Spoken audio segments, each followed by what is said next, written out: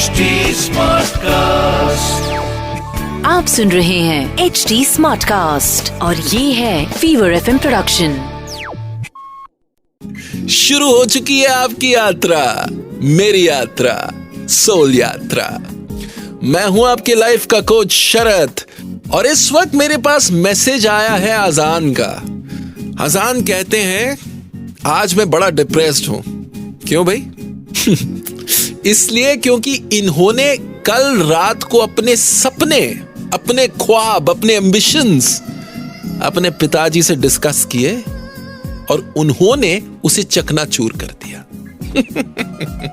अजान, मुझे एक कहानी याद आ गई। कई साल पहले दिल्ली में एक सरकारी स्कूल में एक लड़का हुआ करता था। वो एक दूध वाले का बेटा था। उसके पिताजी दूध बेचा करते थे। तो एक दिन मास्टर जी ने सारी क्लास को असाइनमेंट दिया कि बड़े होके क्या बनोगे। तो इस लड़के ने एक 7 पेज का बहुत बड़ा एसे लिख दिया जिसमें उसने अपने ख्वाब लिखे कि वो एक दूध की फैक्ट्री डालेगा। उसका दूध पूरे देश भर में बिकेगा। जब मास्टर जी ने वो पढ़ा तो मास्टर जी ने उसको फेल कर दिया। तो लड़का अपना आंसर पेपर लेके मास्टर जी के पास पहुंचा और कहा कि मास्टर जी आपने फेल कर दिया मुझे। मास्टर जी ने कहा बेटा, तू जैसे ख्वाब देख रहा है और जो तेरी हालत है, तू कभी उन ख्वाबों को पूरा नहीं कर पाएगा। इसलिए तू फिर से पेपर लिख, मैं तुझे फिर से मौका दे रहा हूं, लेकिन इस बार ऐसी चीजें लिख जो तू कर सके। बच्चा परेशान हो गया। वो घर गया। उसने अपने पिताजी से यह डिस्कस किया। अगले दिन लड़का वो आंसर शीट लेकर आया और उसने मास्टर जी को थमा दिया और कहा, मास्टर जी, ये जो आंसर शीट है जिसमें आपने मुझे फेल कर दिया है, ये आप रख लीजिए, क्योंकि मैं अपने ख्वाब आपको नहीं दे सकता, मैं अपने एम्बिशंस आपको नहीं दे सकता।